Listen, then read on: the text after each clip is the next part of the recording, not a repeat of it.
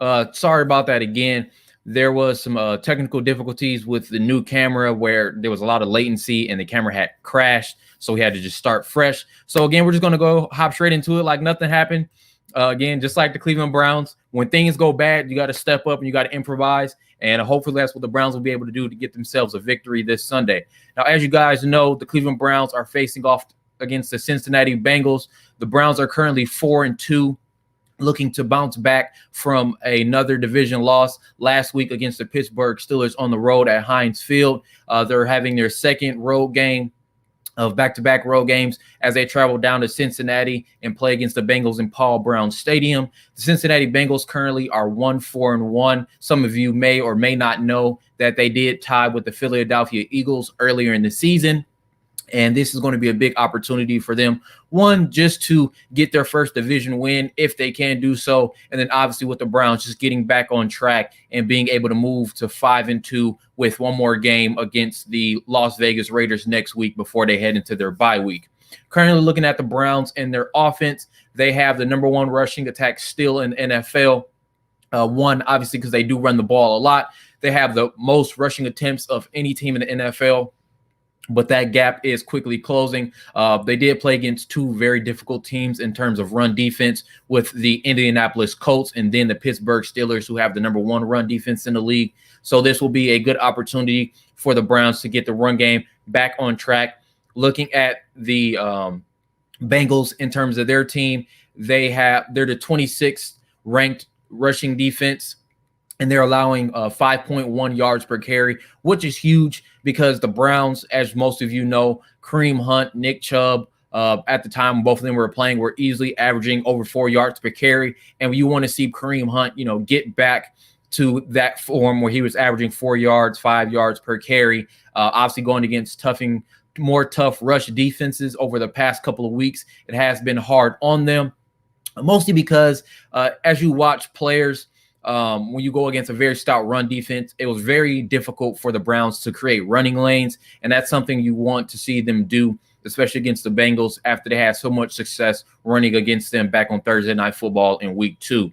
Also looking at the Browns rushing passing attack, they're currently the 27th ranked passing attack, and they're 24th in team efficiency when it comes to passing the ball. So obviously that's something that we want to see get back on track. Baker Mayfield the last couple of weeks has relatively struggled in terms of making smart plays. He has had a lot of turnover-worthy plays, whether it be throwing an interception or just throwing into coverages and not making the right reads. So that's a big thing for this matchup, is making sure that Baker Mayfield trusts his eyes, he makes a smart play, and he doesn't fall into the trap of misreading pre-defensive movement or pre-snap movement of the defense. That was something that the Pittsburgh Steelers found a lot of success with last week. And you obviously do want to avoid making those same sort of mistakes again this week as you face against the Bengals. And then looking at the Bengals in terms of their passing defense, they're currently 27th in the league, and they're going to be missing some very key players in that, or missing a key player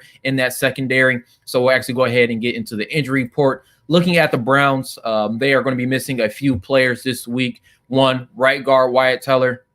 He has been out with a calf injury. This is going to be his second game in a row that he's going to be missing. And obviously, it's going to be huge that Chris Hubbard steps up in his absence. Wyatt Teller was the number one rated guard by Pro Football Focus for multiple weeks in a row. Heading into this season, he has definitely grown a lot underneath Bill Callahan, and that's something we want to see him do on a more consistent basis.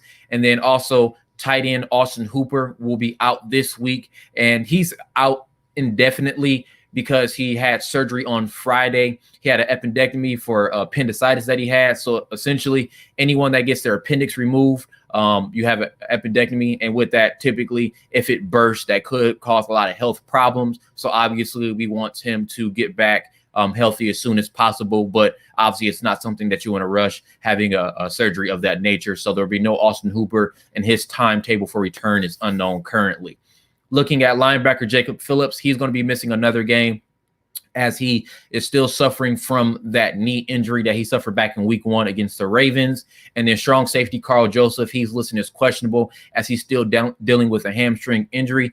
In this situation that Carl Joseph is not able to go, expect Ronnie Harrison, who just cleared concussion protocol this week, to step up in the situation that he does not play, as well as Sheldrick Redwine to get some additional snaps as well after he started at strong safety last week against Pittsburgh and played relatively well in terms of coverage. Looking at the Cincinnati Bengals, they will be without running back Joe Mixon, which is a huge loss for their offense. He's going to be out dealing with a foot injury.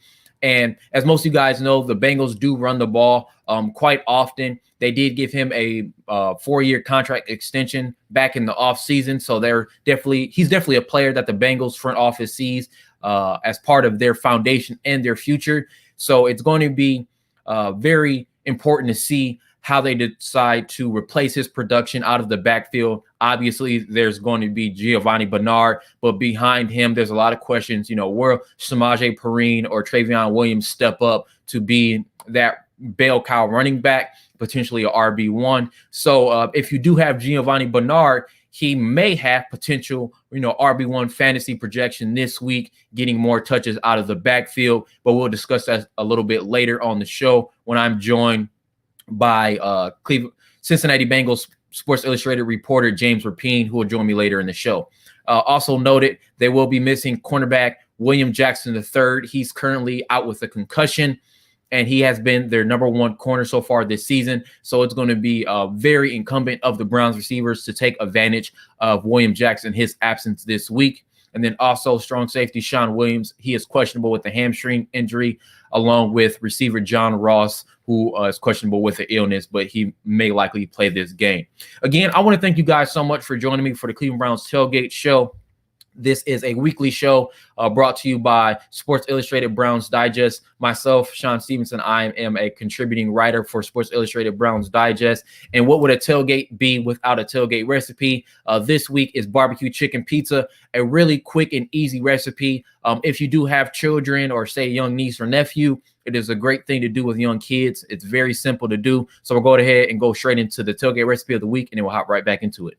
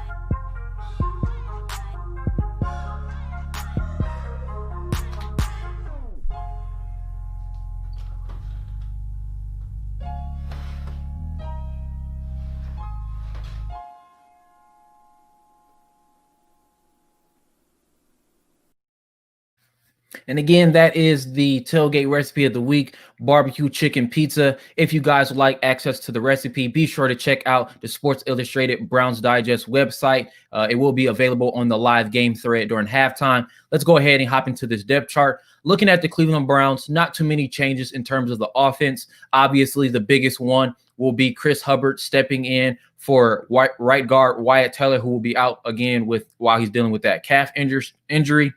Looking at Chris Hubbard, he has been able to step up and give a serviceable play at that right guard position. The first time he did play was actually back in week 2 against the Cincinnati Bengals, replacing Jack Conklin, the right tackle, who was injured at the time. Looking at Hubbard, this is going to be a big matchup for him. And just to find a little bit more consistency in terms of what he can provide on the interior, he has played a little bit better in terms of pass protection compared to run blocking. But again, we just want to see him step up because the Browns are a run-first team, and being able to block on the interior, they're going to be missing a key part of that offensive line. Now, many of you may have noticed that I would say about to week 5, Wyatt Teller really made his impact on, wham plays, basically where he's pulling from the weak side of the play. And he was opening up a lot of holes for both Nick Chubb and Kareem Hunt. And when you miss a run blocking presence like that in Wyatt Teller, you need someone to step up. Now, obviously, Chris Hubbard isn't as athletic on those pulling plays and pullback wham blocks as Wyatt Teller, but when you have players that are just coming straight downhill, that's what we need Chris Hubbard to, play at his best. But you can feel confident, at least in terms of his past sets, that he will be able to limit some of the pressure from the interior, which has really caused Baker Mayfield to struggle when he gets quick pressure right up the middle of the field. Now, again, another question where it comes to the Browns depth chart is the health of Baker Mayfield. Last week, Case Keenum did come in at the end of the game to relieve him. Obviously, he is dealing with that chest and rib injury. So that's something to constantly monitor throughout this game and throughout the season until we really figure out, is he healthy enough? Baker Mayfield obviously was the target of a lot of media pundits this week in terms of, will he be a franchise quarterback for the Cleveland Browns? Can he step up against, top tier talent? And that's something that we will discuss a little bit later in the show. And then looking at the running back group, you look at Kareem Hunt. Kareem Hunt has played relatively well in terms of giving the Browns a consistent running attack, something that they've had some issues with this season in the last 2 weeks. And then behind him is where you still see some questions. Will Dearness Johnson give us a little bit more consistent production in terms of rotating in the game? Obviously, against the Colts, he did have that game-sealing run for 28 yards towards the end of the game. But besides that, his carries only went for 1 to 2 yards maximum, and he didn't really provide much on the ground against the Pittsburgh Steelers. And then you look at Dontrell Hilliard. He did have some positive runs at the end of the game, but again, that was garbage time where a lot of teams kind of just sit back, allow the clock to run, and don't play as aggressive compared to the first half. And, if Dontrell Hilliard does get more carries than Dearness Johnson, which of those two players will be able to step up in that role and provide more for this offense? As many of us know, we are a run-first team, whether it be an outside zone scheme or gap scheme with the running game. The Browns need to run the ball because that's where they find the most success. There's been some question marks in terms of Mayfield throwing the ball 30-plus times a game because he has some plays that are very questionable that either are potentially turnover worthy or becomes an interception. And those are things that you want to limit as much as possible because the more opportunities you give to your opposition, it obviously makes it harder to win the game, especially in the second half where we've noticed Mayfield make a bulk of his mistakes after teams adjust. And then looking at the wide receiver position, you do have Odell Beckham Jr. and Jarvis Landry. Jarvis Landry, who did suffer from a broken rib in that Indianapolis Colts game, he's toughing through it, which is huge for this team. The leadership that he provides for this roster is completely, invaluable in terms of what he offers in terms of talking to Odell Beckham, keeping his mind inside of the game. Talking to players on the sideline, keeping drives going, that vocal presence that this team needs. Jarvis Landry provides just so much in terms of team leadership, and he's definitely a player that the Browns do benefit anytime he is on the field. And then also Rashard Higgins. Rashard Higgins has been a great addition since Kadero Hodge was placed on injury reserve, and also JoJo Natson is on injury reserve. Him being able to step up for that receiver 3 spot has provided some decent repetitions. He's actually the highest graded run blocking receiver on the team currently right now, which is huge. That was one of the things that they talked about Kadero Hodge and why he was getting snaps over Higgins early in the season. So, can Rashard Higgins continue to build upon that momentum that he's been having over the last 2 weeks, scoring a touchdown in both the last 2 games. Moving over to the defense, you look at Myles Garrett and Olivier Vernon as your starting defensive ends, and that opposite defensive end position across from Myles Garrett still has some question marks. Who's going to step up and be that pass rushing presence against the opposing offensive line of the Cincinnati Bengals? Will Olivier Vernon finally step up and get a sack? Will Adrian Claiborne provide a little bit more in terms of his rotation when he's in on passing downs? Or will Porter Gustin have a big game like he had back in week 2 when he was giving more opportunities and more snaps when we played against the Bengals? Moving over to the interior, you look at Sheldon Richardson, who has been a great veteran presence at that 3 technique for the defensive tackle. And then also we have Larry Ogunjobi, just another player that we want to see a little bit more from in terms of pass rushing productivity, but he has played well in run defense. But again, with them missing Joe Mixon, the run game may not be as big as a factor as we expect this week. And potentially Joe Burrow could be throwing the ball a lot, and getting pressure up the middle will be big on Sheldon Richardson and Larry Ogunjobi, who hasn't necessarily shown to be very big in terms of pass rush productivity, but they've been more suited in terms of stopping the run.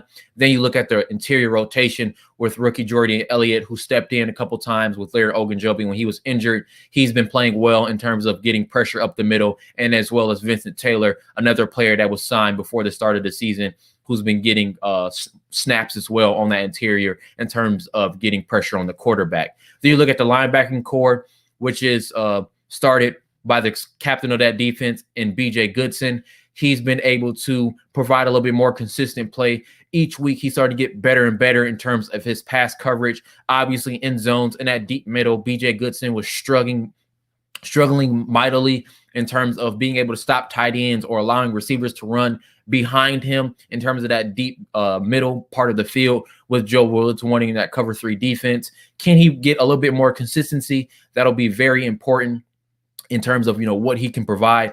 If he can do that, I definitely believe it will help the Browns in terms of being able to stop that slot wide receiver that the Bengals like to run with their 11 personnel, having 3 receivers on the field. So it will be a big game for B.J. Goodson. And then also looking at Malcolm Smith, who's arguably been the best linebacker for this Browns defense in terms of his coverage. He's currently graded at a 78.5 coverage grade, was actually in the top 15 of all linebackers in NFL, and he's the highest graded coverage linebacker on this roster. So that's going to be big for him in terms of if he needs to cover a receiver out of the slot or running back out of the backfield, you can feel confident in what Malcolm Smith does in terms of coverage. And then lastly, you have Sione Takitaki, who's going to be that Sam strong side linebacker. He's been playing very well in terms of his run defense and setting the edge. Something that they talked about when he was drafted in the 3rd round out of BYU was his physicality in terms of the run game and playing with his hands. He's currently grading at a 76.5 in terms of his run defense. And we're expecting him, again, to just play in that role. Obviously, he's not a player that you want on the field too often in terms of coverage, but that's a nice benefit of having Mack Wilson to come in on passing downs to spell Sione Takitaki. Looking at the cornerback group, you have Denzel Ward and Terrence Mitchell as your 2 starting corners. Denzel Ward had a great game against A.J. Green, only limiting him to 2 catches for 15 yards. The first time these 2 teams played. Obviously, Joe Burrow's favorite target throughout the season has been A.J. Green, and you're going to expect them to be matched up again on multiple plays in terms of whether it's covering him deep down the field or having to move around. And they do like to run a lot of bunch close sets, and it'll be big for Denzel Ward to have another big game as he faces off against A.J. Green. And then at the slot, you look at Kevin Johnson, who's finally getting more comfortable in terms of his play in that slot, currently graded with a 72.0 coverage grade by Pro Football Focus. And then they also have Tavier Thomas, who's been playing a little bit less in terms of his nickelback role, does play a little bit of dime, but early in the season, he was that 3rd corner that the Browns were using a lot. But now with Kevin Johnson being likely fully healed from that lacerated liver, He's getting back healthy, so that's big. And then also looking at the safety position, again, Carl Joseph is listed as questionable heading into this game, dealing with that hamstring injury. So we still may see a rotation of both Ronnie Harrison and Sheldrick Redwine. And then obviously at that free safety spot, you do have Andrew Sendejo. We're just hoping to find a little bit more consistent play from him.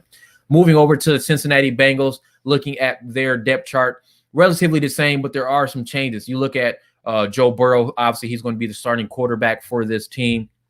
They're going to be without Joe Mixon. So obviously the biggest questions, Giovanni Bernard, will he be that number one running back for this team? What is his fantasy value for this week? And what will he provide necessarily as a runner? He's mostly been used as a pass catching back out of the backfield. So you look at Travion Williams and Samaje Perine, will they be able to provide any terms of run productivity? They haven't really got many snaps at all. Travion Williams has only played 5 snaps this entire season, so you don't really know what they're going to get out of the running back position group for the Cincinnati Bengals. So that's another big thing for them to look out for. And then also looking at the receivers, you have AJ Green, staple for that Bengals offense for basically the past decade almost. And you have Tyler Boyd, who's one of the higher graded receivers in the NFL, a very great possession receiver. So sure hands as that Z receiver, either making plays in the intermediate parts of the field against the zone or underneath. And then also you have T. Higgins, who has stepped in and been that surefire receiver 3 that the Bengals have been looking for since they haven't been able to get that consistency out of John Ross, who actually recently requested a trade. So it'll be interesting to see, if he has any play this week as he's dealing with that illness. And then they also have Alden Tate, who's a big body receiver that can make plays down the field. Looking at the tight end position, their starting tight end back from week 2, CJ Uzama, who was targeted over 10 times in that game. He's actually on IR currently. So Drew Sample and Keithan Carter are 2 players that are in for that tight end position. But again, they like to use mostly 11 personnel with 3 receivers. So there won't be too many times where there's going to be more than 1 tight end on the field unless they're in a heavy run formation. Looking at their offensive line, you have Jonah Williams at left tackle, Mike Jordan at left guard, Trey Hopkins in at center. And then the right guard, they do have some changes. Billy Price was one of those players that was back in that week 2 matchup. He's been replaced by Alex Redmond at that right guard spot, a more run blocking right guard. And then also they have Bobby Hart at the right tackle. So not too many changes in terms of this Bengals offense and who they've been playing. But obviously, right guard has been a change. And then they are missing Joe Mixon this week. And then looking at the defense, Carlos Dunlap, Sam Hubbard, and Carl Lawson are the 3 defensive ends that are in constant rotation for this front 4. And then you look at the interior. There's going to be some players that they have this week that they didn't have in the first matchup. The 2 biggest ones, obviously, Geno Atkins, who has been a perennial Pro Bowler for the Bengals, and then also Mike Daniels, who they signed in free agency from the Green Bay Packers, a good run defending defensive tackle. And then they also have Christian Covington and DJ Reader, the 2 starters pretty much this season that's had the most snaps. DJ Reader has been their best interior defensive lineman, so he'll obviously get some snaps, but it will be important to monitor, what kind of impact Mike Daniels and Geno Atkins will have. And that's something that we'll discuss with James Rapine when he joins us during the stream. And then looking at their linebacking group, you have Josh Bynes, Logan Wilson, and Marcus Bailey for the Mike position. Looking at that weak side linebacker, there will be Jermaine Pratt and then Akeem Davis-Gaither, the rookie. Those are players that they typically decide to rotate throughout the game with Josh Bynes, Jermaine Pratt, and then Logan Wilson and Akeem Davis-Gaither are 2 players that, as rookies, are rotated in at that linebacker position. Looking at the cornerback group, now this has been a group that has struggled for the most part this season, and then obviously they're missing their number 1 corner in William Jackson III. So stepping up in that role now, Darius Phillips, he's going to be the number 1 corner for this week. Likely is going to be required to cover Odell Beckham Jr. And then they also have Mackenzie Alexander, who's typically been that nickelback playing in the slot, but he'll likely be moved to that number 2 corner and be tasked with covering Jarvis Landry. in the situation when they bring in 3 receivers, you have LaShawn Sims. So, that Browns third wide receiver will be an important matchup to see if they can take advantage of LaShawn Sims. And then also at safety, they have Von Bell. And then the biggest one on that back end at free safety, Jesse Bates, who's currently the #1 rated safety in the NFL right now in terms of coverage and just overall play.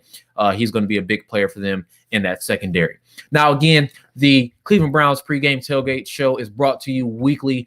Every week that there's a Browns game, 2 hours before kickoff. We are sponsored by Focus Clothing. Focus Clothing is a Cleveland-based clothing company. You can go ahead and check them out at www.focusclothingcle.com/shop. They do have new apparel with hoodies and a zip-up hoodie coming soon to their website, so be sure to check them out.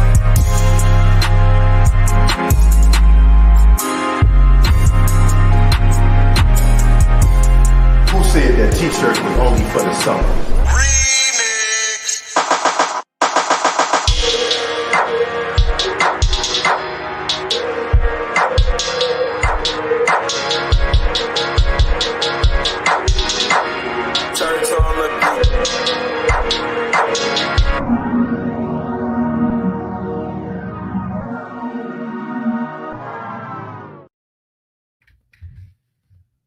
And that is Focus Clothing CLE. Again, they have their new collection that just released, so be sure to check them out. It is a Black-owned business, Cleveland clothing company. So we're going to go ahead and continue into the show. And one of the biggest things for this week, obviously, is going to be the quarterback play. Oh, excuse me. So let's actually go ahead and go into the schemes. When you look at the Browns scheme, they obviously do run a lot of 12 personnel with 2 tight ends. Obviously, going over the injury report, they will be missing Austin Hooper this week. So who will be able to step up in terms of David Njoku, Harrison Bryant, and Stephen Carlson is going to be something that we're going to talk about a little bit later in the show as well.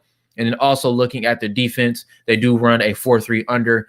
Again, still just looking for that player to step up across from Myles Garrett in that front 4. And then they do mix up some cover 3 and man coverage, mixed in with some blitzes as well. But obviously the linebacking core for the Browns isn't that great. So a lot of linebackers don't blitz. So Joe Woods has found a little bit more consistency in terms of using his defensive backs to provide a little bit extra pressure blitzing, whether it be MJ Stewart or Tavierre Thomas, even Sheldrick Redwine last week when he sacked Ben Roethlisberger. Those are the type of plays that you want to see when those defensive backs are used in terms of providing, more blitz packages. Looking at the Cincinnati Bengals, they do, again, like to run that spread offense with 11 personnel with 3 receivers. They do use some bunch sets, but for the most part, they do like to spread out the field, use a lot of shotgun, and allow Joe Burrow to, utilize his legs. When you have that spread offense, it helps open up the field. And also with the Cleveland Browns using that wide 9, having Myles Garrett line up a little bit further on the edge outside of that facing tackle, which is usually the right tackle, it does open up some run lanes in the middle. With that 3 technique in terms of Sheldon Richardson, Larry Ogunjobi, or who's ever on the field at the time, that does open up some running lanes in terms of keeping the ball and keeping the chains moving, something he did do with success back in their matchup on Thursday night where he threw for over 300 yards. And he's definitely shown the ability to, make the smart plays, and we doesn't see something with his eyes in terms of being able to make a play with an open receiver. He will quickly pull down the ball and then run for a first down or run for a couple extra yards just to keep the drive alive. Now, looking at some matchups to watch, obviously, to me, the biggest one this week will be Chris Hubbard versus Geno Atkins and Mike Daniels. He will see a consistent rotation. But again, just with Chris Hubbard, since he'll be replacing Wyatt Teller, can he find some consistency and be able to provide a little bit more production in terms of his run blocking? That's been something that he hasn't really shown in terms of being able to move defensive linemen and to create running lanes for Kareem Hunt or Dearness Johnson carrying the ball. And it's kind of hampered the Browns a little bit because they found most of their strength running on the right side of that offensive line. You look at Jack Conklin, who's one of the better run blocking tight ends in the NFL. Offensive tackles on the edge of that line. And if you can't necessarily run behind Chris Hubbard, that limits what you can do on your power side of the formation. And also you look at Joe Bitonio and Jack Conklin. Obviously, Joe Bitonio is good in both aspects of run blocking or pass blocking. Jedrick Wills has been more suited in terms of his pass sets than his run blocking, which he's relatively struggled in this season. So, can Chris Hubbard step up against Mike Daniels or Geno Atkins, whoever he's facing, or potentially even DJ Reader, who's always been positively graded in terms of run defense by Pro Football Focus. So it's going to be a big matchup for him in order to open up some rushing lanes for Kareem Hunt. And then you look at the Browns receivers. Can they find some success against LaShawn Sims, who's going to be stepping up this week and having more snaps against the Browns receivers with the absence of William Jackson III? Can he provide more? And then also you look at the Browns kickoff unit versus Brandon Wilson. To me, besides potentially Chris Hubbard, this may be the biggest matchup of the game.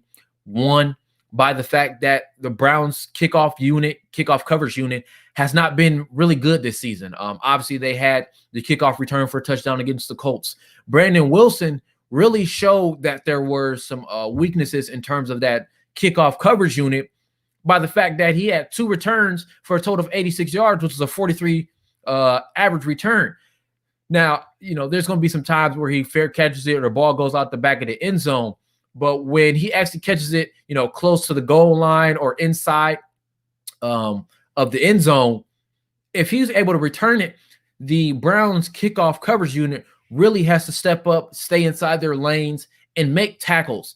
It's something that I've noticed over the past few weeks is that the kickoff coverage is there's 2 players that's kind of in the same gap. And once those 2 players get blocked, off that wedge from those 3 leading blockers for the kickoff return, is that there's always a big hole along the sideline. And typically that player that's closest to the sideline, which is usually the gunner, those players aren't making tackles. So pretty much once one player misses on the kickoff return, it opens up a big running lane for the kickoff return unit. So it's going to be really big that Mike Prefer, the special teams coordinator, steps up this week and is able to limit what they can do in terms of the kickoff return coverage.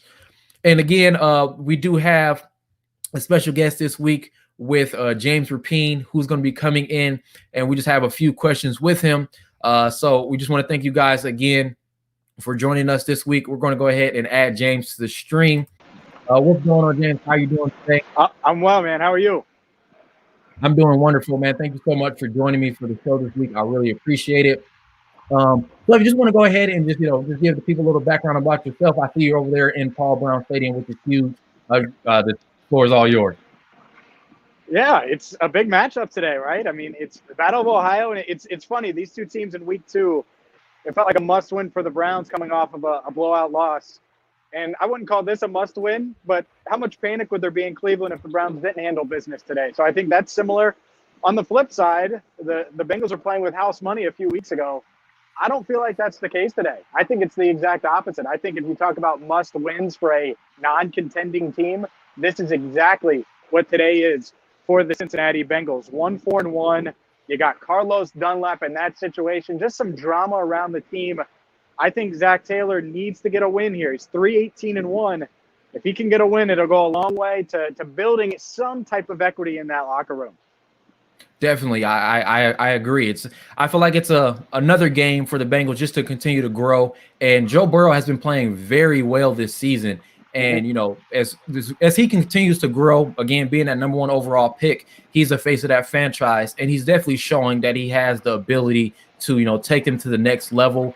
And that's going to be one of the biggest things. You look at what they did with Andy Dalton when he was there back in his prime. They were consistently in the playoffs, and they want to get back to that mark. But obviously, once you're back in the playoffs, is to win that playoff game, something that Dalton wasn't really able to do. And they're hoping that Joe Burrow can do that for them. No doubt about it. And he does look like the real deal. I think if there's one thing that you could bank on with this franchise, you might not bank on ownership. You might not want to bank on Zach Taylor or some of the guys that are in that locker room. But it's number 9. And you saw it week 2. I mean, that might be his best performance of the season. And he's had better statistical games. They obviously had a win. He's thrown 3 straight 300-yard games. Like, there were some good performances. But the beating that he took and the circumstances that he was under and the fact that he had to throw 61 times, you saw that competitiveness on a big stage, prime time, on the road, his first road game. So I think they got one in Joe Burrow, and it's a matter of this franchise putting the necessary pieces from the coach to the offensive line and everyone else, putting those necessary pieces around him to make sure he's successful. Definitely. So, just looking at your guys' offense, obviously there's a big hole missing with Joe Mixon being out with that foot injury. How will the Bengals replace Joe Mixon, and does this potentially create Giovanni Bernard to becoming a RB1 in terms of fantasy? I wouldn't put him as an RB1, but I'm not sure Joe Mixon would have been an RB1 this week either, right? We'll see how the Bengals can get these guys involved. I do agree with you. I think it's the Gio show. I think he's going to get the bulk of the carries out of the backfield. But I do think it's going to be interesting to see how they use Samaje Perine and Travion Williams, who's active today. I think it's one of those things where you could have Gio still do that third down role, which he's done all season long with Joe Mixon, and then you split those early down carries between the three of them. We'll see if that's the case. There was a report earlier this morning that Joe could be out multiple weeks. So I wouldn't be shocked at all today if Zach Taylor, offensive coordinator Brian Callahan, if they experiment a little bit, see if Travion Williams can handle some pass protection, see maybe if he can handle some of the early down stuff. Same with Samaje Perine, who's more of an established veteran. Williams just the second year back out of A&M. So it is going to be interesting, but I think it'll be Gio 60 to 70% of the snaps in the backfield, and he's certainly going to be involved on the ground and through the air. Okay, yeah, that was definitely something I was thinking is Bernard would probably be that player that'll get the majority of the snaps out of a rotation of the running back by committee approach. And then what do you think is the most effective way for them to attack the Browns defense this week? I think, one, you got to find a way to keep 9 upright, right? If you can keep Joe Burrow upright, you feel good about your chances. And that really, you saw it last week some against the Colts. It was a 3-headed monster at receiver for the first time this season. A.J. Green, 8 receptions, 96 yards. T. Higgins, all over the field. And you're going to see him. It's a big difference between week 2 and now. T. Higgins is going to move all over the field. The Bengals use him in a ton of ways. So I would expect those two, along with Tyler Boyd, to be a huge part of this offense. And that's the thing. If Giovanni Bernard is in more, well, they love him as a pass protector. So why not throw the ball more and put pressure on this Browns back 7? Because I think that's the weakness. If you're looking at the Browns, there's your weakness. That's what you're targeting, is these linebackers, and then that third level as well. We'll see. Ronnie Harrison, right? He's starting today. I think there's a chance he can step up. I know he's flashed since the trade from Jacksonville. So I think that's kind of the key. Can you keep Burrow upright? And if so, then you should be able to throw on the Browns. I think that's fair to say. Now, keeping him upright, that's much, much easier said than done when Myles Garrett's going up against Jonah Williams, Bobby Hart, and the rest of that Bengals offensive line. Yeah, I definitely agree. Being able to attack that third level of the Browns defense has really been that weak point. Can they find some consistency from Andrew Sendejo? Pretty much anytime he's being targeted, he's either been a step, late or a step too early, and it's been a little bit of a coverage liability on that back end. Ronnie Harrison did have some good plays when he stepped in for Carl Joseph. He did have an interception return, which was huge for that Browns defense. So, that secondary has struggled a little bit so far this season. But again, like you said, keeping Joe Burrow upright will be huge for you guys in terms of that offense. And especially, because the Browns really don't have an answer outside of Myles Garrett in terms of getting a consistent pass rush. Will Olivier Vernon or Adrian Claiborne step up? Those are the questions that have to be answered in terms of the Browns. So actually looking at the defensive line for the Bengals, the first time that these teams matched up, they didn't have Geno Atkins or Mike Daniels, who are two very talented veterans on the interior. What sort of impact will they have as they're getting healthy this season? The Bengals certainly hope it's a big one. And Geno Atkins, an 8-time Pro Bowler, a guy who had a great training camp, suffered a shoulder injury that he's trying to play through. There's a chance he could need surgery. As you mentioned, he missed week 2. He missed the first 4 games of the season. And he's been more of a limited participant almost in these games. He played on some third downs, hasn't been in the box score yet, even though he's played the past 2 games. So I don't really know what to expect out of Geno Atkins today, to be honest. And yeah, Mike Daniels comes back, missed the past 3 games with an elbow, was out week 2 as well with a different injury. So you're talking about a banged up defensive line. They're already without DJ Reader, who's easily their best interior defensive lineman. He's out for the season, and he did play week 2. And he was really the only one that could potentially stop the run against the Browns in that matchup. So with him out, you really do need Mike Daniels, Geno Atkins to step up and play at a high level. And it's not just those two. Amani Bledsoe is going to get plenty of reps on the inside. Christian Covington, Xavier Williams outsnapped Geno Atkins last week, despite signing with the Bengals that week.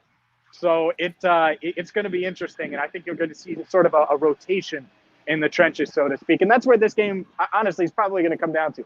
You let Baker Mayfield hand the ball off to Kareem Hunt and get settled in and run his play action and do a couple things like that, the bootlegs and the stuff we saw in week 2, well, they're going to carve you up, and that's going to be it. And so I think it's on this defensive line to get pressure and try to stop the run early and often today. Definitely. I agree with you. And obviously that's going to be a big hole to fill with DJ Reader missing. He has been one of the better interior defensive linemen in the league, and especially just in terms of his run defense, something that he's always done throughout his career. So obviously it'll be big for Geno Atkins and Mike Daniels, one, just to get healthy in order to help out that Bengals defensive line. And then obviously one of the things they want to see is Carlos Dunlap, Chris Hubbard, and Shaq Lawson to get some pressure on Baker Mayfield on that edge, try to take advantage potentially of Jedrick Wills, who's still, getting his footing in terms of being that franchise left tackle for the Browns. So obviously the biggest question, with the Browns this week throughout media was Baker Mayfield. Obviously he struggled against AFC rivals Pittsburgh and the Baltimore Ravens, and pretty much his only good division game was against the Bengals back in week 2 when they got their first win. So my question to you is, do you think Baker Mayfield is a franchise quarterback for the Browns? Sure. Franchise quarterback, absolutely. And I think that the thing that Browns fans have to remember, to a degree, Bengals fans are going to have to think about this. And really anytime you have a young quarterback, I think Eagles fans need to think about this. Most quarterbacks cannot do it alone. Right? We just saw Tom Brady, who's the greatest quarterback ever, say, hey, Antonio Brown, I know I have Mike Evans and Chris Godwin and all these guys, but you know what? I want you to. We have Rob Gronkowski and all those guys. Well, it's much easier said than done. And with Baker, he certainly has some of his flaws, and I think the Browns have done a good job of giving him talent. With that said, right? You go out and you get Odell Beckham Jr. I'm glad we didn't overreact after week 1 and trade him, because right. that was ridiculous. And I said it was ridiculous on multiple Cleveland outlets that week. And we saw it that very week. I think he's going to have a big game today, by the way, with William Jackson III out. But the Browns have done a good job to put pieces around Baker. But what you're seeing now is him, I think, recovering from a lot of dysfunction. This is the first time I think he's had a professional head coach that was all in on him without a bunch of dysfunction around him, where the GM might not be on the same page as you, or the offensive coordinator might not be on the same page. And then there's drama with Greg Williams and Freddie Kitchens, and then Freddie Kitchens is so disorganized that he I don't know if he could be a substitute teacher. I mean, it was rough last year. And so I think that's what you're seeing is recovery. So right now, is he struggling? Absolutely. Does he have happy feet a little bit? Does he do some of the one-read stuff? Yeah. In the accuracy is the scary part. Give it a little time, though. I think that this idea that 2018 Baker's just gone that's not factual, and you got to give them some time. And I think the Browns will, because they're going to win. I think they're going to win plenty of games. They're right where I expected them to be after 6 weeks, 4-2. You look at that schedule, I certainly think that they're not only a playoff contender, but they should make it this year, barring something unforeseen. So they're a really good team, a lot of talent. And I know I'm getting ahead of myself. I expect them to be successful today here at PBS. Oh, well, I mean, can't argue with that. Being a Browns fan, obviously you want to see them have some success. And obviously, with the Bengals, I know just on a weekly basis, you guys just want to see growth throughout, Joe Burrow, that defense being able just to get healthy. That's one of the biggest things, because obviously it is a rebuild when you have to take a quarterback number 1 overall. And then you have Zach Taylor, the head coach, just being able to, have his offensive system work with the talent that he has. And then looking at just Joe Burrow, what do you feel like is the best aspect of his game? His poise, his ability to, when the world is crumbling around him, to be poised and to not lose his mind and not freak out. I think that's a very rare trait for quarterbacks. You see it. Heck, you see it with Baker. He can get rattled. Burrow hasn't really gotten rattled. He got confused in week 5 against the Ravens and that blitz. And I think he guessed wrong at times with the way they blitz and put pressure on with their back 7 in that secondary. But I don't think he was rattled. I don't think he was lost. And I certainly don't think he lost his poise. And I think that's such a rare trait. He's a good leader. He's got all the intangibles you ask for. He's a good athlete, and he's extremely accurate. That's one thing that he hasn't lost, even though he's taken a lot of hits, in a lot of games this year so far. So I think it's his poise and his leadership. He's a team captain, and he's really dazzled in that department. And now it's up to the Bengals, like I said, to do sort of what the Browns did, which go out, be aggressive, get weapons, build around this franchise quarterback, and set him up for success in the future. Definitely. I see that poise from him. You know, we saw it in week 2, especially week 1, his first game, being able to lead that team all the way down the field. Obviously, that offensive pass interference against AJ Green limited him for potentially getting his first win, the first game of his rookie season. But last question for you, 300 passing yards for Joe Burrow, over or under? Over, because I think they're going to have to throw it more with Mixon out. They're not going to give Gio 20 carries necessarily. And I expect the Browns to be ahead for most of the day. And when that happens, you're going to have to throw it. So, yeah, I would expect Joe Burrow to take the over on the 300 passing yards. And I expect it to be a close one. I think the Browns win by 4. I have them 27-23 today here at Paul Brown Stadium. Definitely. Thank you so much, James, for joining me. I really appreciate it. Make sure you guys go ahead and check James out. Again, he is a Sports Illustrated publisher for allbengals.com. Be sure again to check him out. And thank you so much, and good luck today. Sounds good. Thanks for having me. No problem. Well, that was James Rapien. Again, be sure to follow him over on Twitter. That's at James Rapien. So I'll go ahead and bring up his image right there. So he's actually able to join me via webcam from Paul Brown Stadium, which was huge. So this was actually going to be the graphic that I was going to use for him. So again, be sure to check him out.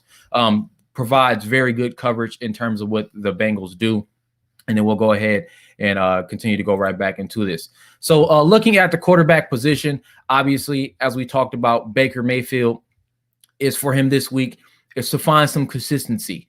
Obviously, last week he struggled against the Pittsburgh Steelers in terms of, reading plays. Pre-snap movement for the defense is something that they really struggled with. So, what can he do in terms of, reading the defense better, and how can he find consistency in terms of throwing the ball? Because we all know he has the talent, and he was starting to trust his eyes as they were going on that winning streak before they fell against Pittsburgh last week, is that he was reading all 3 levels of his passing reads, especially on play action, which was huge. I mean, that's going to be the foundation of this Browns passing attack is play action, and it all starts with running the ball. Under center, when he needs to read a play, you look at the pick 6 that he had with Minkah Fitzpatrick, where he just made the wrong read. Can he read what the defense is doing pre-snap and expect if there's this player that's going to move after me snapping the ball, what receiver or targeting option do I need to look at and throw the ball to him? As you can see on there, he has struggled pretty much against a team that's above 500. Now, that's not a team in the Cincinnati Bengals, but again, it just gives Baker Mayfield an opportunity to regain that confidence. Like, as you heard James say, he believes he's a franchise quarterback. I believe he's a franchise quarterback, for this Cleveland Browns franchise, but he just has to get that confidence back and make sure he's making the right reads and not rushing throws. And I definitely believe that's something that can be done when you have a good, clean pocket, which obviously we're hoping that the Browns can provide. But again, the biggest question will be what Chris Hubbard can do at that right guard spot. Looking at Joe Burrow, again, James did an excellent job in terms of explaining, what his play style is in terms of just being poised. He really wasn't rattled the first week. Obviously, he did take some big hits against the Browns back in week 2. Myles Garrett was getting a lot of pressure against them. And, if the Bengals offensive line is able to provide some consistent protection, then you could potentially see him be able to attack that 3rd level of the Browns defense, which is that secondary. You look at Andrew Sendejo, who struggled some in coverage, but also you have Ronnie Harrison, who's going to be getting the start this week. Can he provide a little bit more for the Browns secondary and kind of just help shore up that 3rd level?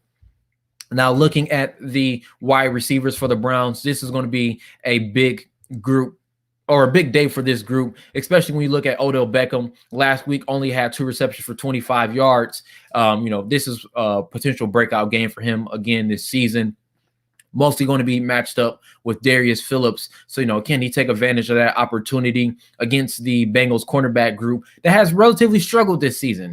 They haven't had the best play. So obviously they're looking for some change in terms of what they can do in terms of just covering receivers. So hopefully, Jarvis Landry and that rib, he's healthy so he can make plays. He's been making huge catches on third down, to keep the chains moving. Obviously, he did have a couple concentration drops a couple games ago, which is something, we want to see him continue to grow. He did have 3 receptions for 40 yards. And then Rashard Higgins, just each week, he's beginning to grow more and more with that chemistry with Baker Mayfield. He scored a touchdown in the last 2 games, both against the Colts and the Steelers. Can he continue that success? As I stated earlier in the show, he's currently the highest graded run blocking receiver on the Browns right now, according to Pro Football Focus. So he's, blocking well when he's on the field, when there are 11 personnel with 3 receivers on the field. And we just want to see him grow because he could potentially take advantage of LaShawn Sims or Jarvis Landry, depending who's lining up in the slot or, on that outside receiver position. And then you look at the Bengals in terms of what they do. They run a ton of 11 personnel with A.J. Green, Tyler Boyd, and T. Higgins, because why not? You look at A.J. Green, who's been a staple for that Bengals offense. He had 8 receptions for 96 yards on 11 targets, which was a team high. You look at Tyler Boyd, who had 5 receptions for 54 yards and 8 targets. And then T. Higgins, who had 6 receptions for 125 yards and another 8 targets. So Joe Burrow's definitely throwing the ball a lot, to those 3. And just those 3 alone, you look at 27 targets between 3 receivers. So they're obviously targeting them a lot. A.J. Green has always been a player that has given the Browns trouble in terms of making plays outside the numbers. Obviously, he didn't have the greatest game in week 2 against Denzel Ward in coverage. So, will he have a better game? That's something that you want to look for from the Bengals and how they decide to get him open and to help that offense get jump started. And you have Tyler Boyd, who always seemingly plays well against the Browns, regardless who's at quarterback. He always just finds ways to get open, especially against the zone. Some of you may or may not know this. Tyler Boyd actually went to Pitt and broke all the receiving records that Larry Fitzgerald set. And Larry Fitzgerald is a first ballot Hall of Famer at that receiver position. So obviously he has a lot of talent, being that possession receiver, has very short hands, is just very smart, and someone that Joe Burrow definitely trusts. And then T. Higgins, the rookie out of Clemson, another player that just continues to make plays. Obviously, he had talent in a very deep receiver draft class this year in the 2020 NFL draft. He's starting to come along. And then obviously with them missing CJ Uzama, which was that number 1 tight end, he's no longer there. So you look at Drew Sample, who doesn't provide a lot in terms of being a pass catching tight end, more of a run blocking tight end. So those 3 receivers are actually going to get a lot of play. So obviously you want to see Kevin Johnson step up in that nickel back row. What is Terrence Mitchell going to do in terms of having to cover both Tyler Boyd or T. Higgins? Or maybe they might switch it up and put him on A.J. Green in terms of giving Zach Taylor a different look for that offense. So it's going to be a big game for the Browns cornerbacks against these Bengals receivers who's been playing very well so far this season. And then you look at the tight ends. For me, this is going to be huge because someone has to step up in Austin Hooper's absence. Heading into this season so far, obviously there was some struggles in terms of what they could do at the tight end position. Austin Hooper was finally starting to find his footing in building that chemistry with Baker Mayfield over the last few games. Now he's gone again with a timetable that we're not sure of, because obviously he had that removal of his appendix on Friday. So, we don't know how many games he's going to miss. Can Harrison Bryant step up? He has the second most snaps at that tight end position behind Austin Hooper. So obviously he's going to get some more looks this week. Look at David Njoku, who's obviously been on the rumor mill in terms of trades, of requesting a trade earlier this season. He's popped back up, showing that, he's not requesting a trade, or he may want to be traded. Obviously, his performance this week could be something that affects his ability to get traded before the trade deadline on November 3rd. So what can he provide in terms of tight end production? Obviously, he was the best player on offense in week 1, where they only scored 1 touchdown, where he made some big plays down the intermediate parts of the field and the seam, making high point plays. So will David Njoku step up, or will it be Harrison Bryant? But we definitely need to see at least 1 touchdown from this tight end group that could probably take advantage of that Bengals, second level and third level. Obviously, they'll have their hands full with both Jarvis Landry, Odell Beckham, where they probably could see some safeties rotating over to Odell Beckham Jr.'s side of the field with them missing William Jackson, and could give more opportunities underneath or in the middle parts of the seam for Harrison Bryant or David Njoku. Now, moving over to the offensive line, obviously this is going to be a big one for the Browns. again, Chris Hubbard is going to be the talk. And what will he provide in terms of that rotation on the interior? Obviously, James let us know that DJ Reader is actually going to be out for the season. So Geno Atkins and Mike Daniels, who are still trying to get healthy, they're coming in there to replace him. And, can they provide some consistency in what he does for that offensive line? So this will definitely be a big game for Chris Hubbard and helping that run game get started, which is the foundation of this offense. And then also you look at Jedrick Wills.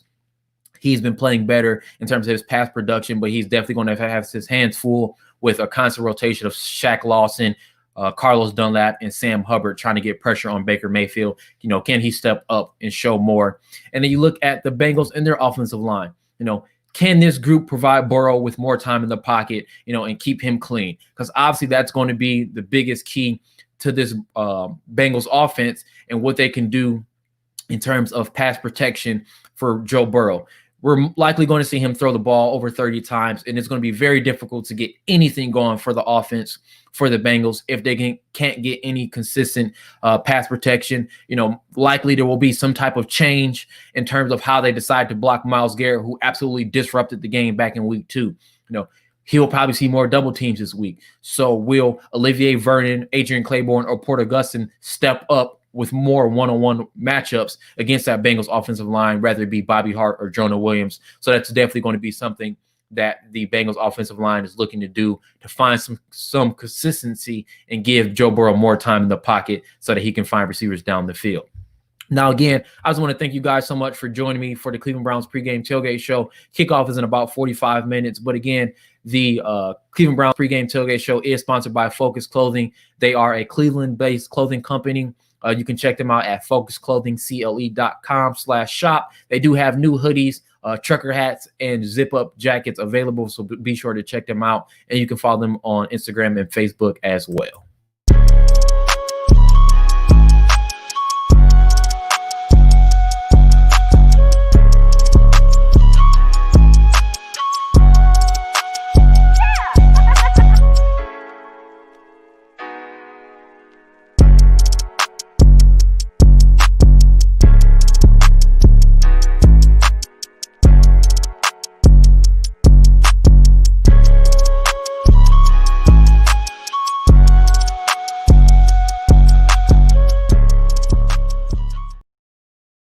Again, that is Focus Clothing, a Cleveland-based Black-owned clothing company. Be sure, guys, to check them out on social media. That's at Focus Clothing CLE, all one word, on Instagram, Facebook, and at Focus CLE on Twitter. You guys can see their new collection. So let's go ahead and continue to get into this.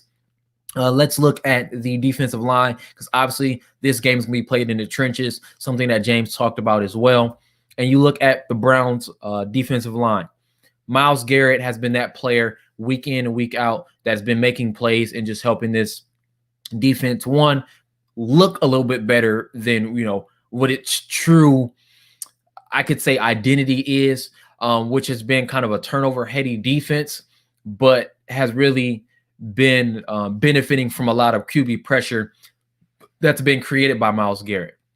So in the situation that Myles Garrett is getting double-teamed a lot or is just not getting to the quarterback just quick enough, who's going to be that defensive end that makes a play outside of Myles Garrett? This is the week that Olivier Vernon has to step up. You're that starting defensive end. You're in there on a weekly basis, and you haven't got a sack yet. Obviously, he did have a slight contract restructuring this season, but, he's basically playing for a contract, whether that be with the Browns or be with another team, is he has to, create some form of production, which he hasn't shown so far this season. Then you look at Adrian Claiborne, veteran signing that they signed on a 2-year deal this offseason. Can he get to the quarterback, on a more consistent basis, or just, create some QB pressures? And then you also have Porter Gustin, who's a younger player, who's very athletic, but, can he have another big game like he had against the Bengals back in week 2? So, the biggest question mark for this Browns defensive line is, who's going to be that player that steps up opposite of Myles Garrett and can finally make a big play?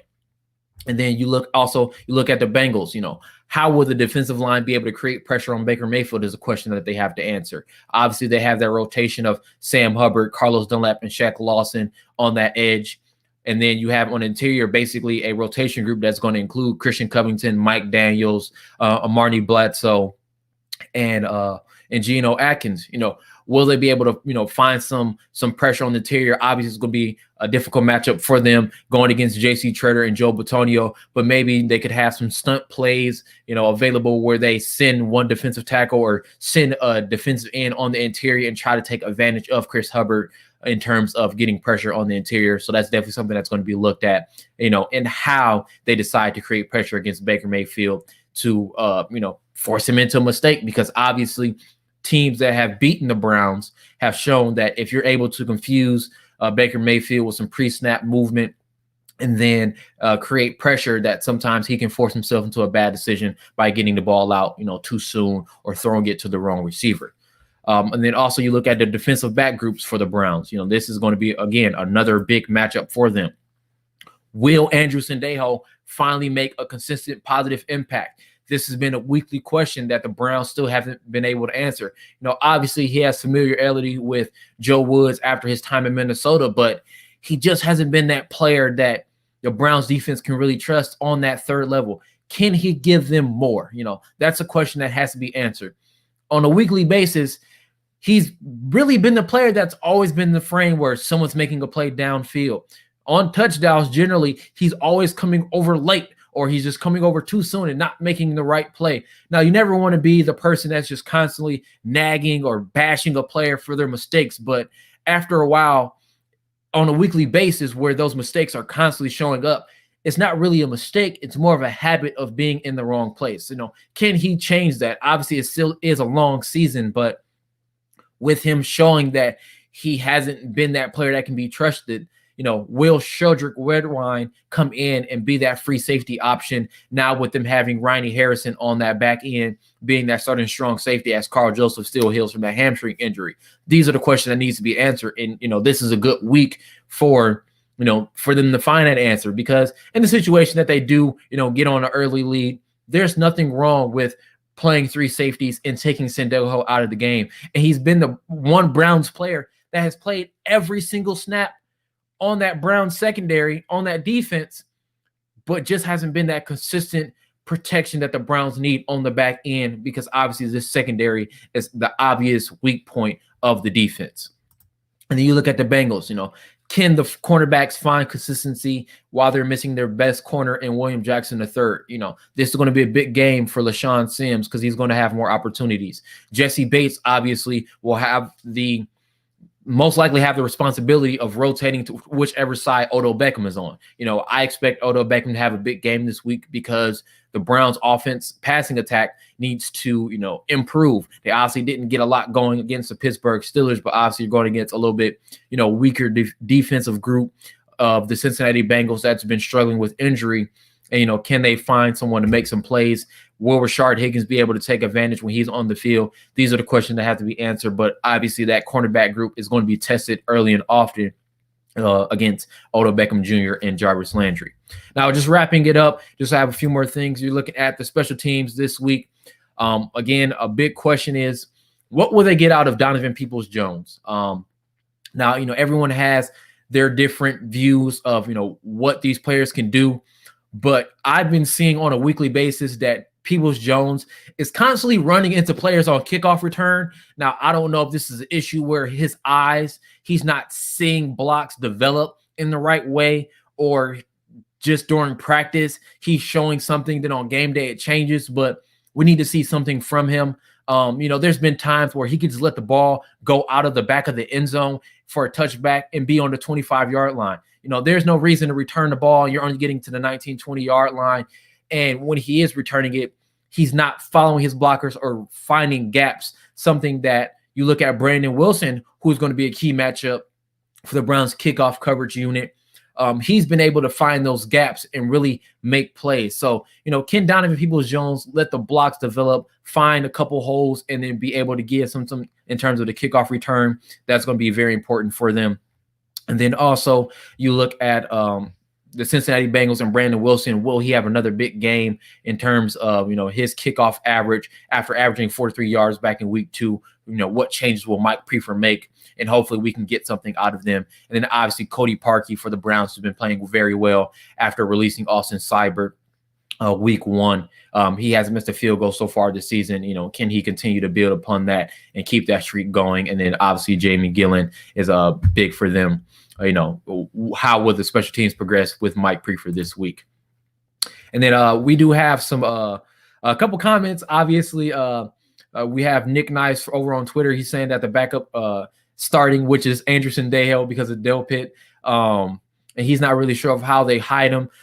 I don't feel that you can really hide Sendejo because he's that player that the Browns defensive staff uses to make sure players are lining up right. But truth be told, man, even if people are lining up right, if you're not making the play when the play needs to be made, how much of a benefit, does that really lead to? You have BJ Goodson that makes sure people on the front 7 are lined up correctly. Obviously, you can't really have Ronnie Harrison, who hasn't been with the team for a full training camp, lining players up because he's still learning the defensive playbook himself. But it's just kind of one of those things where it's a catch-22 of like, do we want people to line up correctly? But also there's that back end of what will he really provide in terms of play. So those are questions that have to be answered, and it's going to be very difficult, with that. So looking into the 3 keys of winning this game.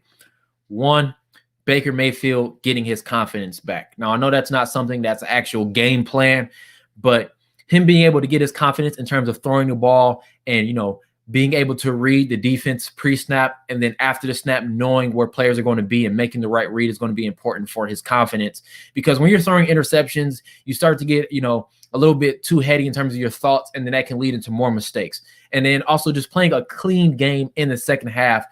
And I feel like almost every game this season, he's played well in the first half, and then the second half, it's a completely different Baker Mayfield.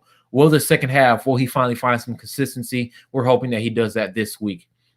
Another key for winning the game is getting the run game going. Obviously, that defensive line for the Bengals are having a rotation of players, but, can the Browns finally get back to that explosive run game that we saw early in the season? Allow Kareem Hunt to run crazy and Dearness Johnson and Dontrell Hilliard to come in and also spell him and give good runs out of the backfield. That's going to be huge. And then lastly, special teams. The special teams unit has to do something. Kickoff return, Donovan Peoples-Jones. We need to see something from him. Kickoff coverage, limiting what Brandon Wilson can do. And then also just in terms of the punt game, seeing Jamie Gillen continue to have some success this week will also be another big thing for this Browns special teams unit that we want to see grow. So in terms of my score prediction for this game, I do see the Browns winning 28-21, a close game. But again, we just want to see the Browns offense find some success and Baker Mayfield to regain that confidence that he had earlier in the season and just play a clean game, and for the Browns to find some answers across from Myles Garrett and on the back end of that secondary. So thank you guys again so much for joining me for the Cleveland Browns Tailgate Show. Be sure to check us out at Sports Illustrated Browns Digest. That's at www.si.com/NFL/Browns. We do have a live game thread where we'll be updating with game updates and live commentary. Again, kickoff is at 1 o'clock in about 30 minutes. Be sure to follow myself. That's at SHWN Stevenson on Instagram, Facebook, and Twitter. You also can check out the YouTube where there'll be streams as well. We do have a video package for an event that the Browns had with FCA Metro Cleveland, where they celebrated the 40th anniversary of the Cardiac Kids over on YouTube. You guys can check that out as well. Thank you guys so much. Be sure to give James Rapine a follow as well, and we'll see you guys at kickoff.